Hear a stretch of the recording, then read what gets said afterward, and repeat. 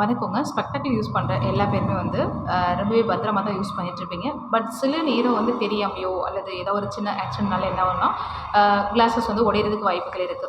So அந்த மாரி உடையும் பொழுது, இப்போ இந்த லென்ஸ் பார்த்தீங்க இல்லையா? ஸோ ரைட் சைடு மட்டும் நல்லாருக்கு. லெஃப்ட் சைடு லென்ஸ் வந்து ஆக்சுவலி உடைஞ்சிருச்சு. இந்த கஸ்டமர் வந்து தெரியாம வந்துட்டு கிளாஸ் மேல உட்காந்துட்டு அப்படின்னு சொல்லியிருந்தாங்க.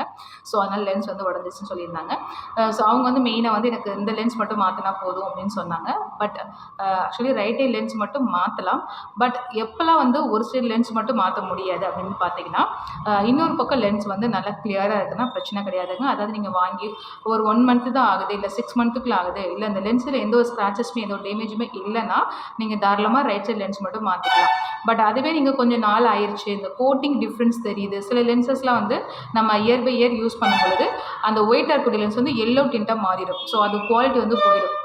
அந்த மாதிரி இருந்தாலும் சரி, இல்லை லென்ஸில் வந்து ஸ்க்ராச்சஸ் ஆகிருக்கு, இல்லை அதர் லென்ஸ் வந்து சிப் ஆகிருக்கு, இந்த கார்னர்லாம் வந்து சிப் ஆகிருக்கு அப்படின்னாலும் சரி, லென்ஸ் வந்து 2 பக்கமே மாற்றுறது ரொம்பவே பெஸ்ட்டுங்க. ஸோ இது நிறைய பேருக்கு தெரியாமல் இருக்கலாம். ஸோ அதுக்காக தான் மெயினாக வந்து நான் ஷேர் பண்ணுறேன்.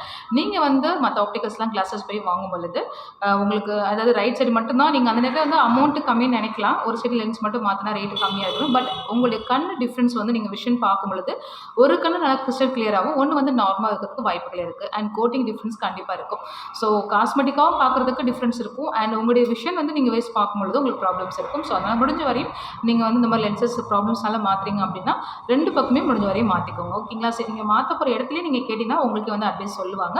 ஸோ அவங்க என்ன சொல்கிறாங்களோ அதுபடி நீங்கள் போட்டுக்கிறது ரொம்ப பெஸ்ட் அப்படின்றது என்னோட ஒப்பீனியன். ஸோ உங்களுக்கு நான் ஷேர் பண்ணியிருந்தேன், ஷேர் பண்ணிட்டாங்க. ஸோ உங்களுக்கு இது மாதிரி டவுட்ஸ் எது இருந்தாலும் கண்டிப்பாக வந்துட்டு கமெண்ட் பண்ணுங்கள். ஸோ நான் உங்கள் ஆப்டிகல்ஸ் மஞ்சு ஃப்ரம் எக்லிஷன் ஆப்டிகல், சென்னை பெரிய பரிசேரி. தேங்க்யூ.